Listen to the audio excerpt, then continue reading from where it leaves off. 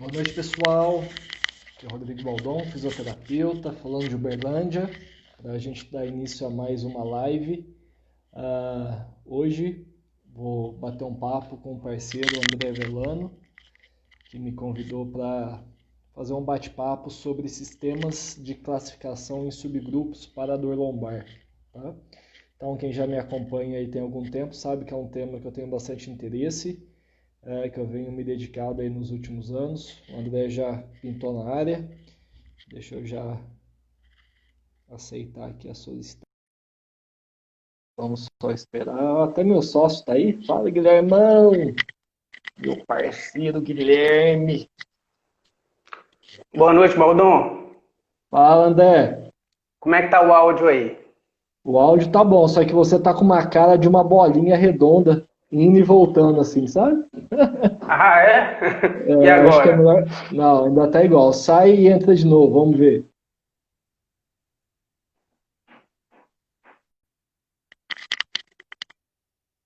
Mais uma tentativa. Esse horário aqui é um pouquinho mais cheio o Instagram, mas vamos ver se vai dar certo. Vamos ver, vamos ver. E agora? Agora foi, maravilha. Beleza? Beleza, André, tudo certo contigo aí? Esperar o pessoal entrar, né? Hoje nós vamos Isso. derrubar as lives do Bruno Marrone, viu? Ixi, Maria, que Porque resposta, não hein? tem. Porque não tem, né? Então Acho tá que é bom. daí, né? É daí que eles fazem, né? O O Bruno quê? Marrone? Não sei. Eles moram aqui, moram aqui. É aqui mesmo. Capital das Berlândia. lives. É isso aí. Triângulo. Ô, André, Tô já te aqui no falar, cara, às Nordeste. vezes, Diga, às vezes a vai. internet dá uma quebrada aí, dá uma travada. Quando for assim, faz igual você fez, só sai e entra rapidinho. E aí a gente Beleza? tenta tocar o balde, tá bom? Fechou. Então Baldon, tá bom. Oi, vamos explica. iniciando, né? Acho que já tem Isso, bastante gente. isso. Vamos Pessoal, boa explicar, gente, noite. só rapidinho, embora a gente está no meu perfil, tá? Isso. Quem acabou me convidando para essa, eu sou convidado, tá, gente? Quem convidou foi o André. Ele vai explicar rapidinho, falar um pouco da formação dele, né, André? Porque às vezes você está no meu perfil, tem gente que está aqui que talvez não te conheça, então seria legal. Isso. Então, assim, Aí a depois eu me gente. apresento também, tá? Fica à Primeiro te vontade aí. agradecer. Te agradecer, viu, Baldon? Você ter aceito o convite. Você que é um Isso, desses prazer. profissionais que alia a pesquisa com a prática clínica e é por isso que você é tão admirado e seguido por tantos colegas, né?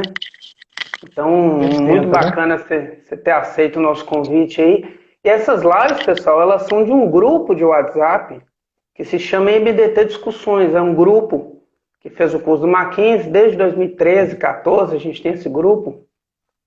Então, essas lives não tem nada a ver com o Instituto, mas a gente está fazendo uma série de lives, já tem uns 2 meses já, desde o início da pandemia, né? Está na terceira série de Legal. lives já.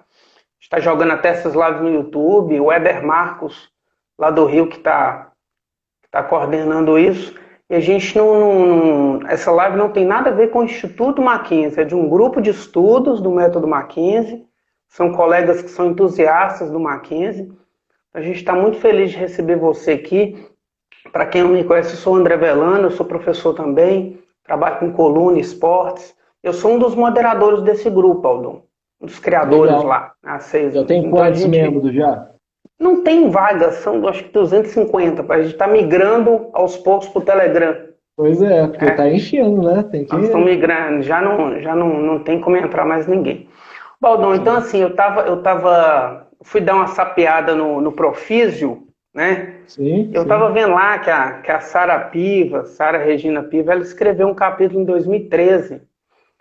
E aí eu fui olhar a Sara Piva, não a conhecia. Joguei no Google Sara Piva, apareceu o seu trabalho lá de doutorado. Conta pra gente aí, Foi. né? Qual é a sua Então, na história com a Sara verdade, Piva? Como é que isso. você conheceu? Acho que foi em Pittsburgh, né? E Foi. como é que você conheceu os subgrupos, né? Se apresente aí para. Tem muita Então tá aluna aí bom. na live, inclusive. Sim. Pessoal, então para quem aí está no grupo, né, do MDT, que talvez não me conheça, então, eu sou Rodrigo Baldon também, sou fisioterapeuta, me formei na UFSCar em 2007, fiz meu mestrado lá na área de ortopedia e traumatologia, estudei dor fêmuro patelar, tá? E aí eu fiz o doutorado também, e no doutorado eu tive uma bolsa sanduíche, que a gente fala.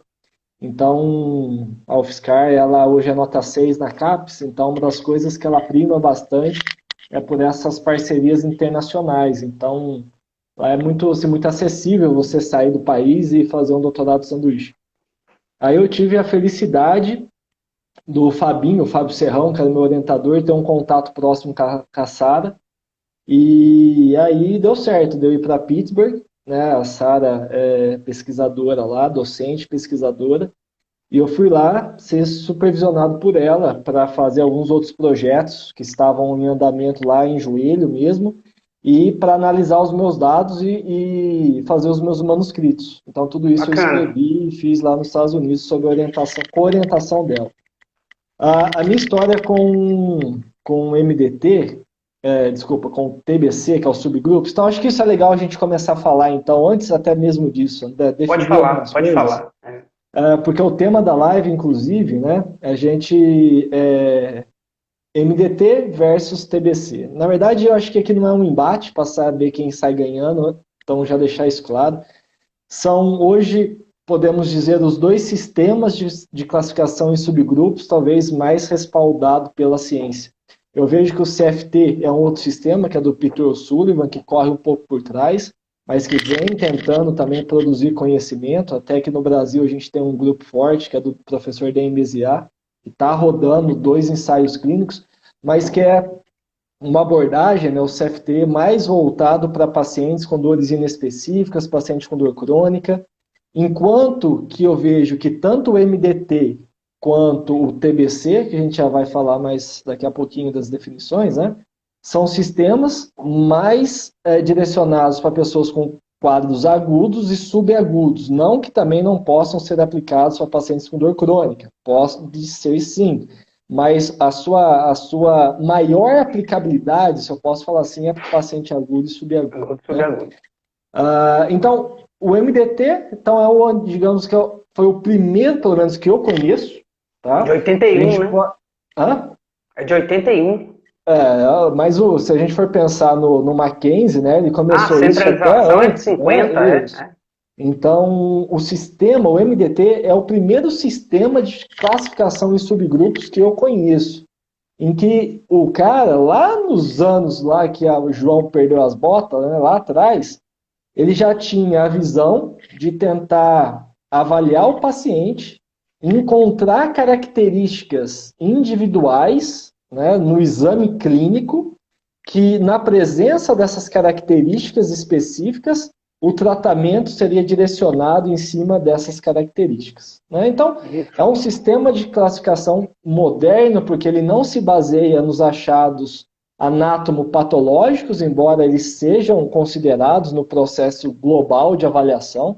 Então, a gente entender se há um envolvimento da raiz, se há uma alteração estrutural, uma estenose, alguma coisa assim, são aspectos relevantes, mas não são eles que ditam a escolha do tratamento, mas sim os aspectos cinético-funcionais, né, e que você vai abordar durante a tua avaliação. Isso.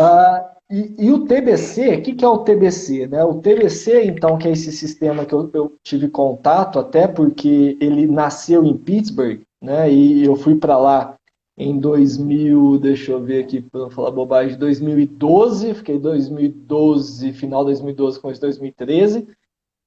É o Treatment Based Classification, né? TBC, Treatment Based Classification, ou se a gente for traduzir para o português, Sistema de Classificação Baseado no Tratamento. Então, esse sistema ele começou a ser falado lá em 93, mas o primeiro artigo que eu acredito que eles de fato formalizaram, né, esse sistema foi esse artigo. Eu vou virar a câmera de vez em quando, tá? Bacana. Para mostrar Professor, alguns trabalhos. Professor, né? Professor.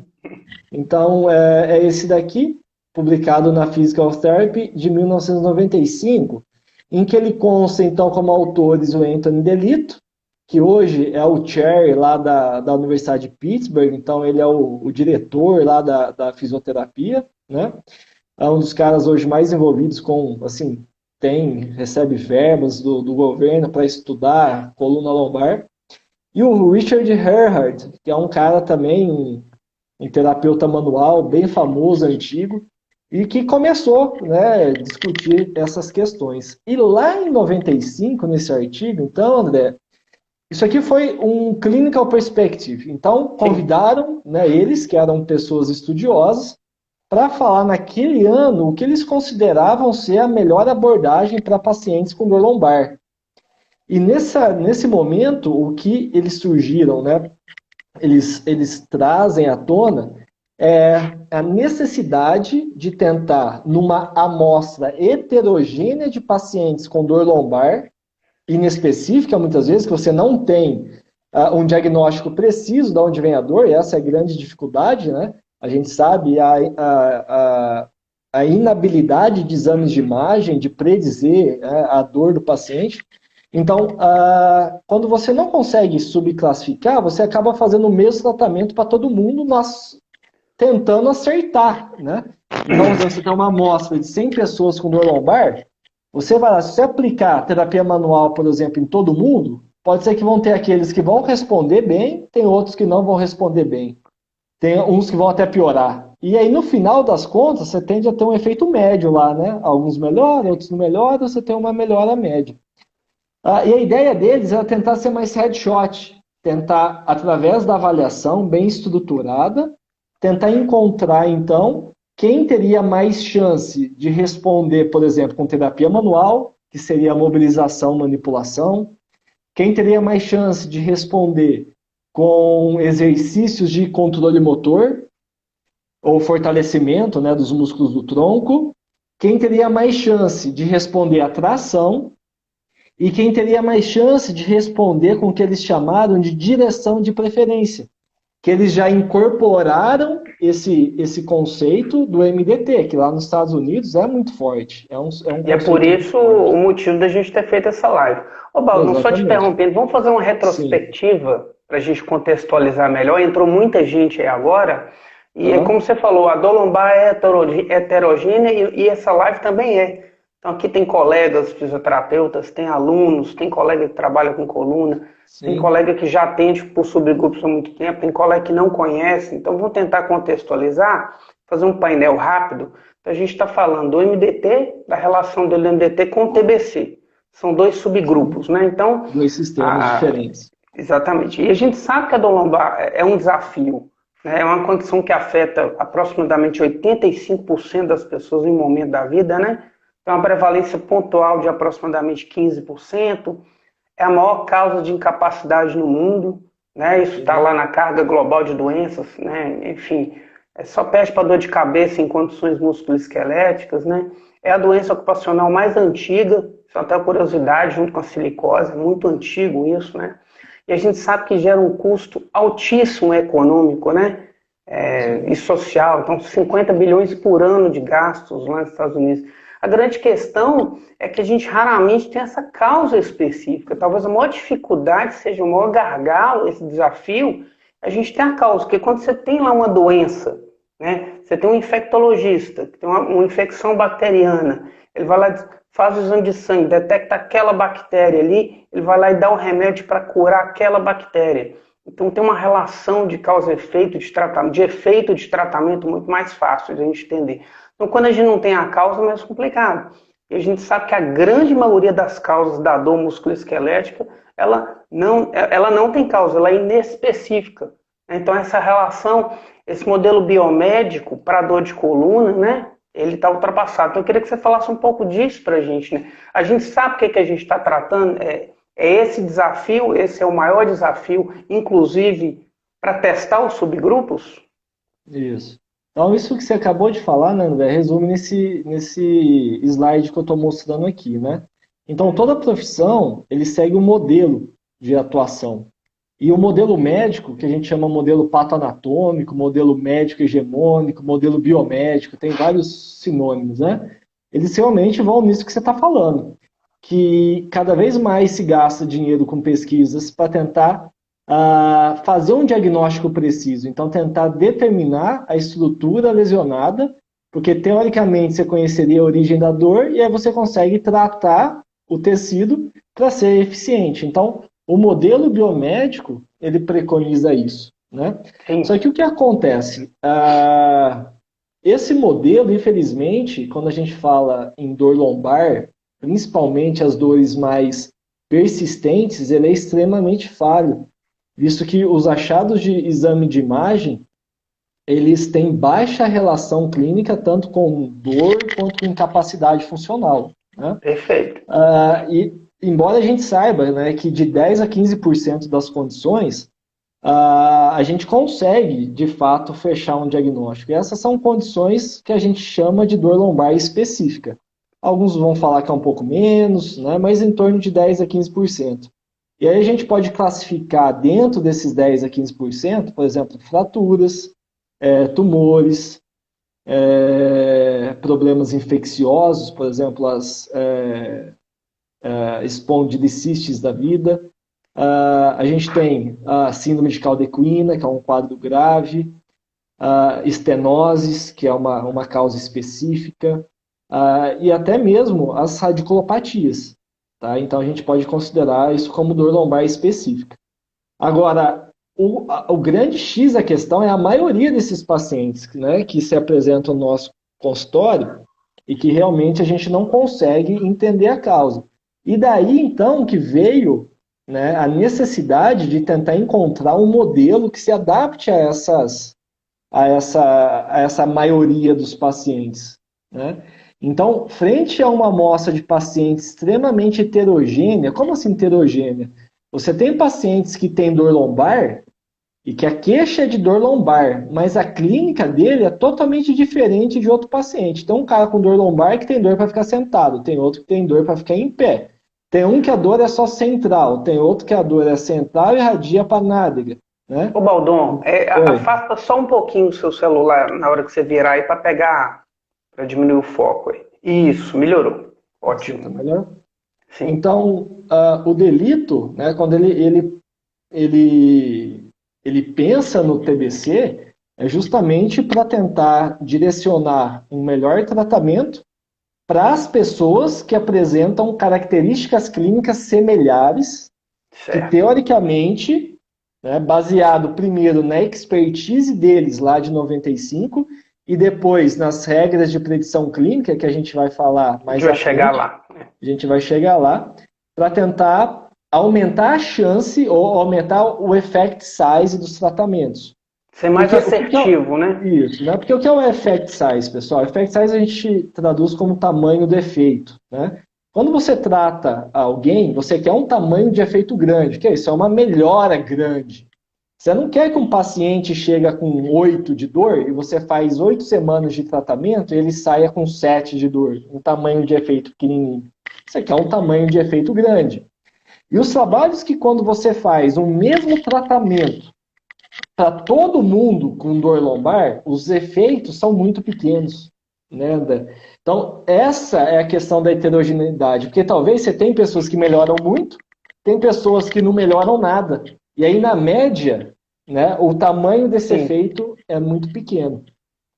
E aí, cara, eles colocaram à prova esse sistema deles, né, que foi publicado em 95, que eu falei para vocês, na primeira vez em 2003, que foi nesse trabalho aqui, publicado na Spine. Tá? Bacana. Então, nesse primeiro estudo, que foi um ensaio clínico randomizado, o que eles fizeram? Eles tinham 2 grupos. Um grupo de sujeitos, que foi randomizado, que fazia o tratamento de acordo com o guideline. Ou seja, todo mundo fazia o mesmo tratamento, tá? Baseado no guideline. Faz um pouco de fortalecimento, faz um pouco de terapia manual, faz um pouquinho de cada coisa. Tá? E até que é algo que a gente sabe que é melhor do que não fazer nada. Então, se você segue o guideline para dor lombar, você já está fazendo um bem bom para o seu paciente. A maioria nem o guideline segue. Né? Elas fazem condutas passivas, enfim. Já no outro grupo, ele seguiu o sistema de classificação. Então, como que ele era? Ele avaliava as pessoas, né, e tentava subclassificar em 4 grupos. Pessoas que iam receber mobilização, manipulação, pessoas que iam receber exercício em direção de preferência Pessoas que iam receber exercícios de fortalecimento, controle motor ou tração. Baseado em que era feito essas escolhas? Nas características das pessoas. Então, por exemplo, se ele avaliava e via que as Olha o pessoas Liberato aí, tinham... ó. Oh, que prazer, meu amigo. Grande honra, José. Se eu falar bobagem, fique mais do que autorizado a sua intervenção, viu, José? Fique à vontade. Se a pessoa apresenta sinais clássicos de radiculopatia, dor irradiada que não tem direção de preferência, né, que a gente não consegue centralizar, inclusive isso aqui ó, na descrição, né, sinais de dor radicular ou sinais radiculares, déficit de força, alteração de reflexo, incapazes de centralizar com movimentos e que podem ter um shift lateral que você também não consegue reduzir esse shift lateral, a opção seria a tração. Então, tentando fazer um paralelo com o MDT, eu vejo nesse artigo de 2003, para esse subgrupo, um paralelo ao que a gente tem, que é a radiculopatia que não responde mecanicamente no grupo MDT, que está lá dentro de outros. Outros. Né? Que a gente sabe, então, que tem um componente neural importante, muitas vezes é uma dor química, né, e que não responde mecanicamente. A gente sabe que a evolução natural, muitas vezes, ela é benigna, a gente vai monitorando, sendo necessário medicamento, a gente vai encaminhar para o médico, os bloqueios podem ser uma boa opção, né, na fase aguda, e técnicas, né, em alguns momentos de abertura de forame, né, para dar espaço para esses tecidos neurais, podem ser utilizados. Então, flexão, rotação contralateral, né? Então, algumas manobras assim. Então, assim, mais ou menos, acaba sendo um perfil semelhante de paciente, tá? Sim.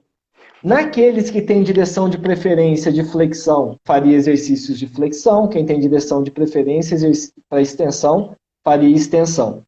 Para quem tem dor local e hipomobilidade, terapia manual baseada em manipulação e mobilização.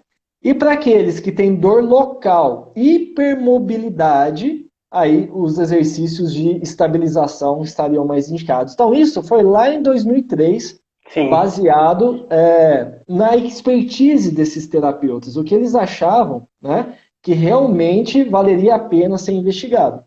E aí o que foi legal, que nesse estudo já foi observada uma diferença entre quem fez o guideline e quem seguiu essa subclassificação de acordo com essas características clínicas. Então, quando a gente vê... Oi? Antes de você chegar no 2007, você vai falar agora, 2007? Não, antes eu vou mostrar só o resultado desse estudo. Desculpa. Então, quando a gente olha aqui, por exemplo, o Between Group, né, do Ozoestri, que é o questionário mais usado para dor lombar, a gente vê uma diferença entre grupos de 10 pontos. E quem está habituado a lidar com esse questionário sabe que 10 pontos é uma boa diferença. Então, é um effect size, não é só clinicamente significativo você ter uma diferença dessa. E como você mesmo falou, a questão das alterações econômicas, né? Então, a gente viu que quem fez o sistema de classificação, mais pessoas voltaram a trabalhar mais rápido e sem restrições. Então, a galera voltou para o trabalho mais rápido, muito importante. E esses resultados, eles se mantiveram mesmo após um ano. Isso em 2003, que foi a primeira vez que foi publicado um ensaio clínico nessa condição, gerou um boom na literatura. Falou, poxa, eu acho que isso daqui tem futuro. Aí você falou, a primeira vez que eu ouvi falar de TBC, né, desse sistema, foi em 2007. Então, eu me formei em 2007, entrei no mestrado em 2008, mais 2, 4, 5, 6, 7, em 2008 eu ouvi falar a primeira vez. Então, já tinha quase 5 anos desse sistema. Né? Interessante. Baldão, e assim, na verdade, o que você está falando, que é uma das vantagens do TBC, é trazer a ciência para a prática clínica. Né? Então, na verdade, agora você já está falando de ensaio clínico, né? Que tem muita gente aí que não sabe o que é ensaio clínico, está na live aí, né? Que são esses estudos realmente clínicos que vão realmente direcionar, né? Vão falar para a gente o efeito do tratamento, né? Isso, para a gente sintetizar assim, a única forma de você medir o efeito de uma terapia é por meio de ensaios clínicos randomizados. Isso. controlados. Então, o que é isso? Você tem pelo menos 2 grupos. Um grupo faz ou uma terapia que é conhecida, que é considerada padrão ouro, ou faz um controle puro, que não é não fazer nada. A gente chama de wait and see, né? Então, espera, toca a vida e vamos ver, para mensurar a história natural da doença, para ver, porque a história natural muitas vezes já vai ajudar, né? Isso. E aí, E assim, pode falar. então, assim, só voltando aqui para a gente pular, Sim. desses vários subgrupos que são estudados, né? Existem vários. A gente tem 4 aí, né? Acho que você citou quase todos aí.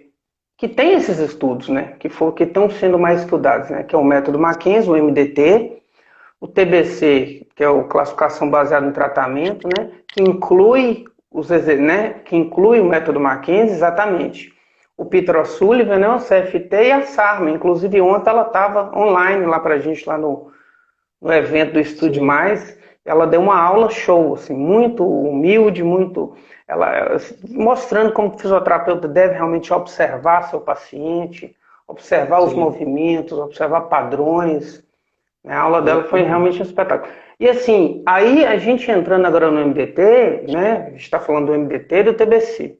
O MDT Uhum. ele subclassifica, né? Já desde 81 que ele subclassifica esses pacientes em 4 grupos, né? Que é o desarranjo, que é o maior grupo, né? A Sim. disfunção, a síndrome postural e o outros, né? Que seriam outras classificações. E Repete aí que cortou o áudio aqui, André. Fala de novo, porque cortou? às vezes pode ter cortado para mais alguém também. Isso. Então, do método Mackenzie são 4 subgrupos, né? 3 subgrupos principais, né? A síndrome de desarranjo, síndrome de disfunção e a síndrome postural. E tem os outros que seriam os que não se encaixam nessas síndromes. E qual que é a diferença principal do TBC? O TBC, qual é essa classificação inicial do TBC? Você Eu, vai eu falar acho, da revisão ou você já vai falar do update, da atualização? né, eu acho que é legal, antes disso até, o André, falar como que o TBC então evoluiu, porque o que Sim, acontece? Ele sai de um momento baseado muito na clínica, que foi em sim, 95 e 2003. Então, nesse primeiro momento, o TBC e o DELIT ele preconizava o seguinte: você tinha 3 níveis de classificação. Tá? Então, isso que eu estou falando da escolha de tratamento é o terceiro nível. Tá? Mas antes disso, você faz uma triagem para tentar ver se há presença de alguma doença grave em curso. Né? E isso também o MDT ele se preocupa demais, que são as chamadas bandeiras vermelhas. Né? Então, tentar ver se tem alguma doença grave em curso que te obrigue a encaminhar esse paciente para outro profissional. Além disso, ele também se preocupa bastante, que é o segundo nível de classificação, que é avaliar a severidade e a irritabilidade da condição. E dessa forma, ele também se aproxima muito do MDT, porque em ambos os sistemas há uma preocupação de tentar verificar se a dor ela é mais mecânica ou sim, se é uma dor de origem talvez mais química. Né? Então, a gente tentar entender se a dor é constante ou intermitente, o que faz a dor melhorar, o que faz a dor piorar, se é que tem algo que faz melhorar sim. ou piorar. Então, são aspectos que são também abordados no TBC, ok? Em 2007, né, o que aconteceu do período de 2003 a 2007? O TBC, ele, por alguns pesquisadores até que assumiram, né, a frente do TBC, ele começou a se tornar muito mais científico. Tá? Então ele perdeu um pouco essa característica clínica e se tornou mais científico. Como assim científico, Rodrigo? Lá no início, então, os subgrupos, né, de tratamento eram baseados na expertise, naquelas características determinadas pela pessoa que fundou o conceito. A partir daí, começou a se ter um interesse em tentar criar regras, que são as chamadas regras de predição clínica, que é a presença de sinais e sintomas que alguém pode ter, mas baseado em ensaios clínicos. Certo. Então, a pessoa, como que é feito uma RPC? Então, para quem não sabe o que é uma RPC, é uma regra de predição clínica. Você pega, por exemplo, 100 sujeitos com dor lombar, avalia essas pessoas de forma muito, muito abrangente, faz teste de tudo. teste de mobilidade, teste de força, de posicionamento, de mobilidade, acho que eu já falei, avalia a origem das dores, se irradia, se não irradia, o que faz melhorar, o que faz piorar, enfim. Faz uma avaliação super completa. E aí trata todo mundo da mesma forma. Por exemplo, todo mundo vai receber manipulação lumbar roll, uma técnica de manipulação inespecífica, né? Trata todo mundo assim, por exemplo, por 2 semanas. Ao término de 2 semanas, você aplica um questionário, por exemplo, para ver quem teve sucesso e quem não teve sucesso na terapia. Então, depois de 2 semanas, você não tem mais um coorte de 100 pessoas. Você vai ter 2 agora, alguns que tiveram sucesso e outros que não tiveram sucesso. E aí o que é feito? É feita uma análise multivariada, enfim, não vou falar da estatística, mas para tentar discriminar lá na avaliação inicial o que as pessoas que tiveram sucesso haviam de diferente das pessoas que não tiveram sucesso, que aumentaram a probabilidade com essa técnica de elas terem a resposta favorável. Pelas características clínicas comuns, né? Comuns que favoreceram elas a terem a resposta. Então, isso nós chamamos de derivação, que é a fase 1 das RPCs. Tá? Então, derivar, o que é derivar? É surgir com alguma coisa, inventar algo, descobrir algo que não existe. Então, eu derivei uma regra, ok? Porém, você nunca deve usar uma regra na clínica, ou não é indicado você usar uma regra dessa na clínica, sem antes ela ser validada. Então, o que é a validação da regra? É você fazer o caminho contrário, utilizando um ensaio clínico randomizado. Então, o que você faz? Você pega agora, novamente, 100 pessoas com dor lombar, tá? Por exemplo, 100 pessoas. E você vai ver, dentro dessas 100 pessoas, quem é positivo à regra que foi derivada e quem é negativo à regra que foi derivada. Certo.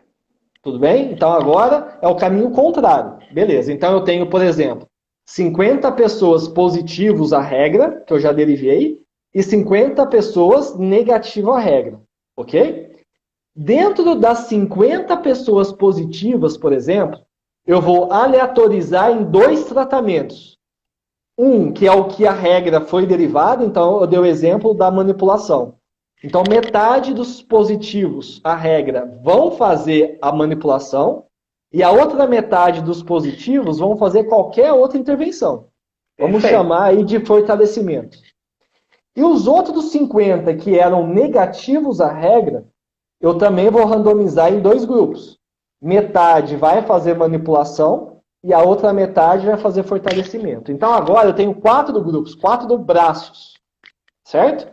2 positivos à regra, um que vai fazer manipulação e outro a segunda terapia, e 2 negativos, um que vai fazer manipulação e outro que vai fazer a outra terapia.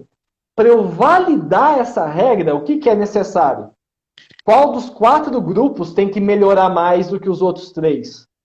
O que é positivo à regra e que recebeu a terapia na qual essa regra foi derivada, que no caso é a manipulação.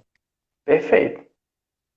Foi claro? Eu tentei falar da forma mais didática possível. Você quer falar então, para eles entenderem melhor quais são essas características? Tá, vou usar o exemplo, então. Tá, eu vou botar aqui no slide para a galera entender, então, do subgrupo manipulação, que foi o primeiro subgrupo em que a regra foi derivada. Tá? Então, deixa eu avançar aqui. Blá, blá, blá. Por exemplo, esse estudo aqui, ó. Foi claríssimo. Então é o estudo do Flynn, de 2002, então tá ele mostrando aqui a técnica. A técnica que foi usada nem foi a lumbar roll nesse momento, foi uma técnica de manipulação lombosacra inespecífica, que se direciona para L4, L5, L5, S1. Então é uma técnica que vai lá nessas facetas de forma inespecífica. Então eu não quero, com essa técnica, botar nada no lugar, não quero fazer nada. Certo. Eu quero dar um estímulo de alta velocidade que gere um alongamento capsular, um afastamento das facetas desses níveis. Tá? Então esse é o objetivo dessa técnica. Eu não vou entrar nos detalhes dos efeitos, enfim, não é essa a razão da live, né? E além disso, essas pessoas faziam exercícios de mobilidade em casa, tá? Exercícios inespecíficos de mobilidade. O que eles viram? Que as pessoas que tinham pelo menos 4 dessas 5 características aqui, a taxa de sucesso aumentou de 45% para 95%. Afasta um pouquinho mais aí, Baldon. Afasta um pouquinho mais. Isso. Aumentou de 45 para 95. Pelo menos 4 dessas 5 características. Então, dor aguda, menos 16 dias. Sintomas mais locais, ou seja, que não irradiam abaixo do joelho. Certo. Hipomobilidade APAC. Rotação medial do quadril maior que 35 graus. Por que talvez isso aqui entrou no modelo? Porque pessoas que têm mobilidade normal, que têm hipomobilidade do quadril, tendem a ter hipermobilidade da lombar. Perfeito. Uma sobrecarga mais mecânica. Não tem por que manipular a lombar. E uma pontuação na FBQ, que é o Fear Avoidance Beliefs, que é um questionário que avalia crenças mal adaptativas relacionadas ao trabalho, relacionados à atividade física, baixos. Ou seja, se é um paciente cinesiofóbico, a chance da manipulação trazer efeito foi menor. Tá? E aí esse estudo, então, ele foi tentado a validação dele em 2004 e foi validado. Vejam só que interessante. Então, quem era positivo à regra e que recebeu manipulação melhorou mais do que os outros 3 grupos, que eram negativos à regra e que receberam manipulação, ou que eram positivos à regra e receberam outro tratamento. Ou seja, você pode ser mais assertivo, né? Fazer uma técnica só do que fazer várias técnicas. E eles foram além ainda. Mais à frente, esse trabalho aqui de 2009, do Cleland, eles viram que tanto fazia manipular em lumbar roll ou manipular aqui, os resultados eram iguais, certo, e superiores do que mobilizar. Então essa regra, ela foi validada especificamente para manipulação e não para mobilização. Estão técnicas simples, né, Rodrigo? Se a gente fosse extrapolar isso para a parte prática, né? Tá? Junto nesse subgrupo ainda, se você encontra déficit de mobilidade do quadril, seria interessante você abordar a mobilidade do quadril. Então, muitas vezes, isso faz muita parte do nosso exame mais completo. Tá? Hip spine, né? Isso. Então, isso foi feito nesse período, André. O que foi feito também? Foi tentada uma regra de derivação para tração, foi derivada uma regra. A regra de tração, que foi derivada pela Fritz, é uma regra interessante do ponto de vista de plausibilidade biológica. Tá? Por quê? Uma regra para ser aplicada, ela tem que ter plausibilidade biológica. Por exemplo, se você tem lá que pacientes com olho claro, loiro e mais de 1,80 responde à manipulação, que isso faz sentido, né? Então, as características da regra têm que ser analisadas e elas têm que fazer sentido. E a Fritz, então, em 2007, publicou esse artigo aqui, em que ela viu que em pessoas que tinham essas 2 características aqui, ó, que era periferização com extensão, ou seja, aquelas pessoas que você estende e o paciente não centraliza, a dor somente periferializa com extensão. Tá? Rodrigo, algumas pessoas não sabem o que é esse conceito, né? A gente não falou desse subgrupo periferização ainda, né? Que é quando a dor espalha, né? Centralização é quando ela vai mais para a coluna. Exatamente. Então, de modo geral, então vamos falar isso daí, porque também se o grande mestre estiver aí, ele vai ficar bravo com a gente se a gente simplificar tanto dessa forma, né? Então, de modo geral, né, o conceito, então, de centralização é quando você tem a aplicação de uma carga repetida ou sustentada na coluna, né, numa certa direção, no qual uma dor que é sentida na extremidade, ela passa a ser sentida cada vez mais próxima da região lombar. Então, a gente fala que está centralizando essa dor quando isso ocorre, e centralizou quando a dor não é mais sentida na extremidade, e ela está sentida somente na lombar. Ou uma dor que ela é sentida nas laterais, Então a gente fala mais, né, nos flancos, né, da coluna, e às vezes pode até irradiar para a região anterior, e ela também vai indo em direção ao centro. A gente também pode chamar isso de centralização. Tá? Então, as pessoas que não centralizavam, né, se tentava centralizar e não centralizavam, e que tinham o SLR cruzado positivo nesse estudo, foi visto que tiveram mais chance de responder com tração associado à extensão. Então, a ideia da Fritz nesse estudo aqui, André, era o seguinte, pô, às vezes, o que está acontecendo? A pessoa está tentando centralizar com extensão, mas talvez está tão obstruído, né, vamos trazer um termo aqui do MDT que a gente está habituado a falar. Está tão obstruído, talvez a raiz está sofrendo com essa obstrução, e a gente sabe que quando a gente estende, a gente fecha o forame. Certo. E aí a raiz pode estar sensibilizada e a dor só está indo para baixo. Então, qual seria uma estratégia? Vamos dar um pouco de espaço, então faz a tração, associa a extensão. Uma ideia, tá? Esse estudo foi um dos estudos mais aguardados de 2016, que foi a tentativa de validação dessa regra. E ela não foi validada. Não deu certo. Tá?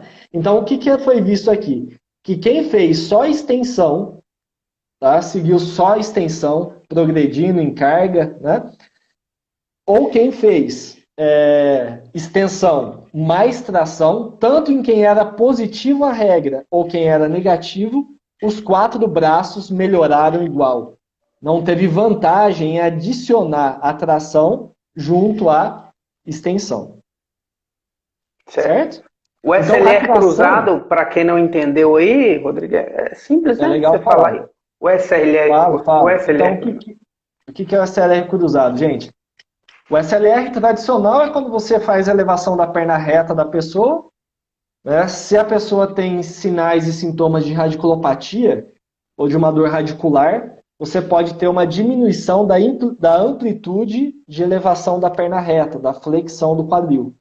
Só que esse teste, ele é um teste que tem alta sensibilidade e baixa especificidade. O que isso quer dizer? Que ele é um bom teste de screening para descartar dor radicular. Então, muitas vezes você faz ele dar positivo, não necessariamente quer dizer que a pessoa tem dor radicular. Tá?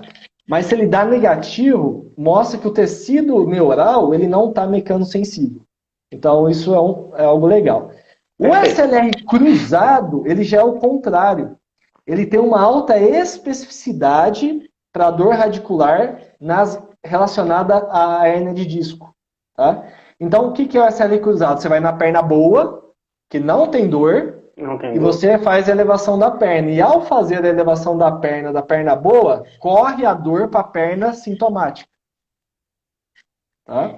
Então, isso aí gera muitas vezes por grandes herniações, principalmente na base da raiz, do lado contralateral, que ao a gente fazer o SLR contralateral, a gente traciona essa raiz do lado sintomático e o sintoma se aparece. Tá? A pergunta então, do Xará, esse LSR cruzado que ele perguntou aqui, a consideração da extensão deitada com algum travesseiro de baixo ou só extensão deitada padrão? Só extensão de acordo com o tolerado. Tá? Então, essa abordagem que é tão específica do MDT, e aí eu acho que a gente já pode entrar nessa discussão agora. Sim. Que inclusive é uma discussão que eu já tive com o professor José Liberato, inclusive teve um evento que foi bem legal, organizado pelo um cara que eu sou fãzaço, que é o Rodrigo Vasconcelos. Todos são, né? Um abraço para ele. Que foi lá do Sobramid, teve uma mesa redonda em que o José Liberato participou e que um dos autores do update do TBC participou também, em relação ao subgrupo direção de preferência. Tá? Então, o que acontece? O conceito de DP, de direção de preferência, é um conceito agora, do MDT. Até mudou agora, Rodrigo, é PD, é preferência direcional, só a questão de taxonomia. No português? Agora é preferência direcional. Então, mas em inglês, como que fica? Eu estou falando para o português, eles agora mudaram, eles alteraram, agora é preferência direcional. Entendi. é um conceito um pouco diferente da centralização, né? Porque falar que a pessoa tem preferência de direção, falei certo, né? Preferência de direção? Isso? Isso, preferência direcional, isso, é. Isso. Preferência direcional, ela quer dizer que ela tem uma direção que naquele sentido, as cargas sendo aplicadas, ela pode diminuir a dor, ela pode centralizar a dor, ou ela pode abolir a dor. Então, se ela tem uma dessas três características, você vai falar que ela tem uma direção, uma preferência de direção, uma preferência direcional. Então, o que a gente costuma dizer é que todo centralizador tem uma direção preferencial, mas nem toda pessoa que tem direção preferencial é um centralizador. Perfeito. Por que essa consideração é importante? Porque os estudos, a gente tem vários que usaram a metodologia do Mackenzie para avaliar prognóstico, utilizam a centralização. Né? Fator de bom prognóstico. Ou a maioria. Então, se você tem um paciente centralizador, cara, isso é excelente. Você tem um prognóstico ótimo. Da mesma forma, tem estudos que tentaram utilizar a centralização como um teste ou um sinal para dor discogênica. Então, pensando no modelo biomédico. E é um fator que tem uma acurácia diagnóstica alta para dor discogênica. Então, por exemplo, confrontada a discografia, que é o padrão ouro para a dor discogênica, o paciente que tem centralização, ele tem alta chance de ser positivo na discografia. E discografia a gente sabe que é um teste extremamente complexo, que não é feito assim de rotina. Tá? Então, tem essas diferenças em questão de nômina. O pessoal do TBC, do Treatment Based Classification, que é esse sistema que eu estou tentando trazer um pouco mais para vocês, eles têm subgrupos que eles chamam, então, de direção de preferência. Né? E eles usam o princípio da direção de preferência, porém, o exame mecânico que eles fazem é muito mais simplista do que o exame realizado ou ensinado no conceito MDT Mackenzie. É bem mais detalhado, né? No MDT é muito mais detalhado. Como assim muito mais detalhado? Então, chega a ser simplista de tal forma, André, de mandar a pessoa ficar em pé. Primeiro pergunta, né? O que te gera mais dor? Ficar sentado ou em pé? Ou em pé sentado, para ter uma ideia, né, das questões das curvas, qual curva é melhor aceita, lordótica ou cifótica, enfim. Bota a pessoa para fazer 10 flexões em pé e vê o que acontece com o sintoma. Se melhora, piora, periferializa ou centraliza. E bota a pessoa para fazer 10 extensões em pé e vê o que acontece e, baseado somente nesse exame, já tem uma conclusão se ela tem direção de preferência ou não. Então, a gente no MDT, né, e eu falo que eu fiz os módulos de lombar básico e avançado, mas eu não tenho minha certificação ainda. A gente sabe, né, que o exame é mais complexo, é maior do que isso. Você testa com gravidade, testa sem gravidade, você tem os parâmetros combinados para serem testados. Se o plano sagital, você não encontra a resposta, você vai sair do plano sagital, mesmo na ausência de shift, né, você vai ver se tem um lateral relevante ou se não tem. Então, é uma abordagem mecânica maior. Uma outra ideia, Rodrigo, de PD, é quando a pessoa piora do lado do movimento oposto, né? Também é uma outra ideia. Exatamente. Você achar uma PD, então, né? Com certeza. Então você volta pior, né? Exato. Então, isso é outra coisa. No MDT, a gente tem incentivado que nós não fechamos o diagnóstico no primeiro exame. Né? Então, a direção de preferência, você vai procurar por ela na tua avaliação, certo? Vai hipotetizar uma direção de preferência e vai usar um exercício para o paciente fazer em casa e depois de alguns dias ele retorna e você fecha esse diagnóstico baseado na resposta que ele teve. Perfeito. E se ele não teve uma resposta... Resposta sintomática e mecânica, né? Ou neural, também. né? Ou neural, isso. Exatamente. Então você usa lá os seus parâmetros. E uma vez que talvez você tenha uma piora dos sintomas, né? E às vezes você pode, às vezes a gente fala que é status quo. Então lá no TBC, às vezes o cara faz flexão, não muda o sintoma. Faz extensão, não muda o sintoma. O cara já coloca status quo, ou seja, ele não tem direção de preferência. Sim. E o que a gente aprende no MDT, então? Não, vamos ter certeza. Então, manda esse cara fazer flexão em casa, já que ele não piora lá na hora. Manda ele fazer 200 flexão por dia em casa. Vamos ver se não vai piorar esse trem mesmo.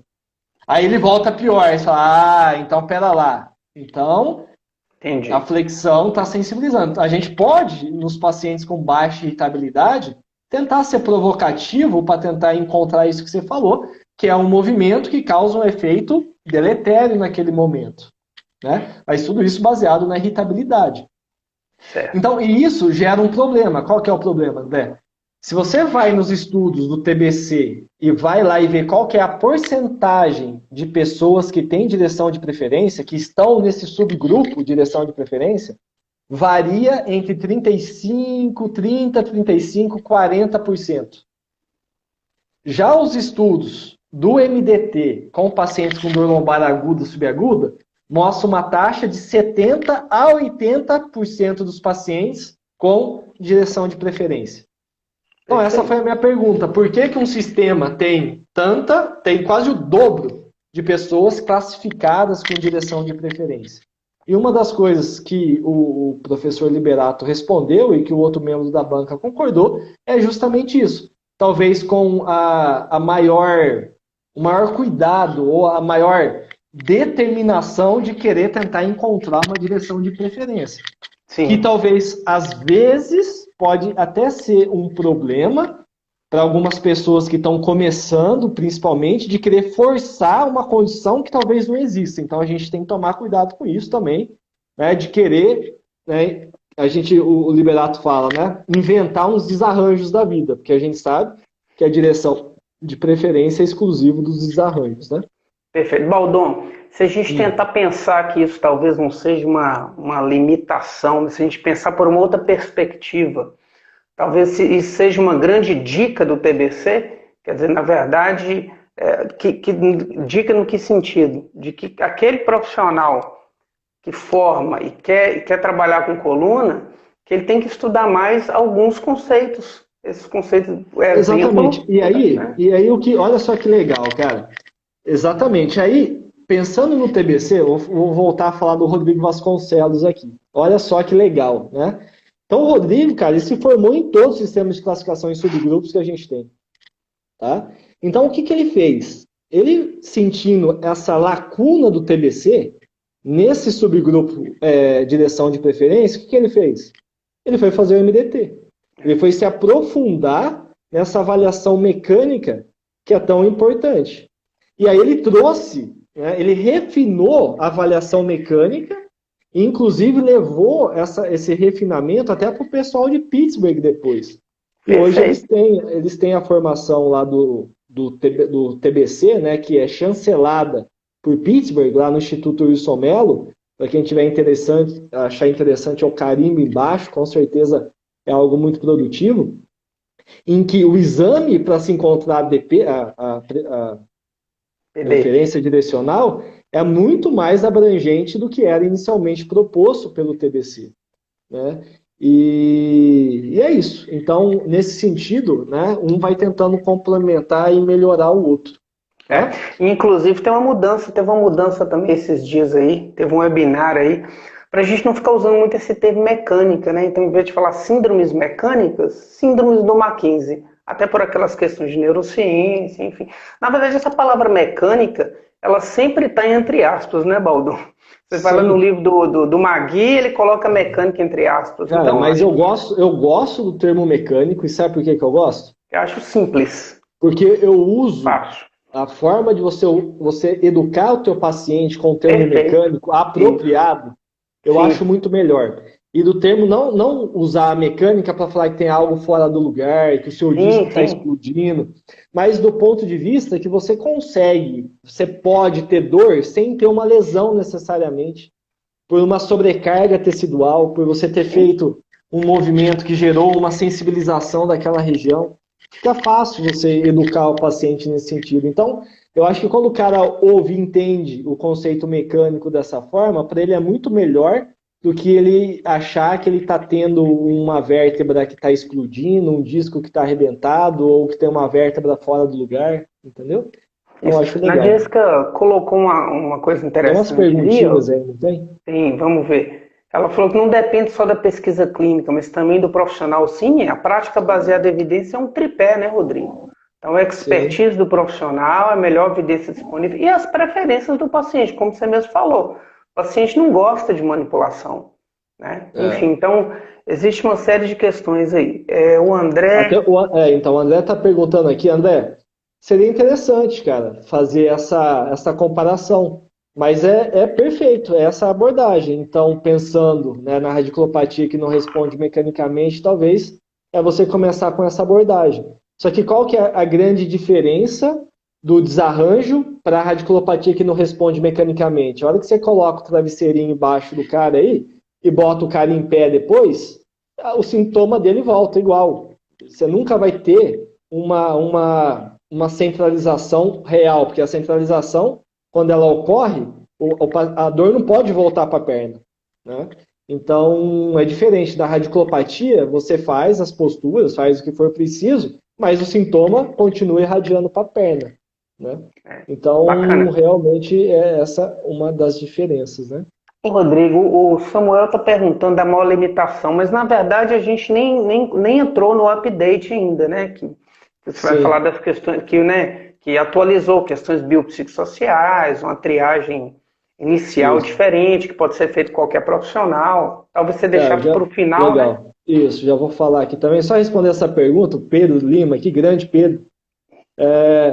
Ele falou, isso aqui é atração em decúbito dorsal. E aí, isso, quando eu vou falar, vou dar o curso de PBC, que eu ministro esse curso, eu falo isso também. Porque assim, a atração, quando ela foi, digamos assim, a justificativa da atração é dar espaço, certo? E para dar espaço, teoricamente, você tem que colocar a coluna em flexão. Então, a flexão dá espaço. A flexão, por si só, já abre forame.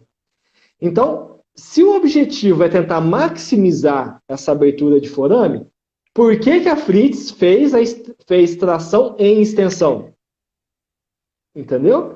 Então, por quê? Porque na ideia dela, era mais essa ideia mecanicista, de tentar pegar pacientes que não centralizavam com extensão e ver se fazendo a tração associada facilitaria o processo de centralização com a extensão.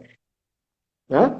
Agora, se você pega uma abordagem neurodinâmica, que é a abordagem, por exemplo, do Michael Shacklock, quando você tem a dor por mecanosensibilidade neural e você tem um nervo que está mecanosensível e que você tem uma doença de ocupação de espaço, em que essa raiz nervosa ela está sensibilizada, ela está esmagada, tadinha, ela não está respirando, o que você vai fazer como primeira opção?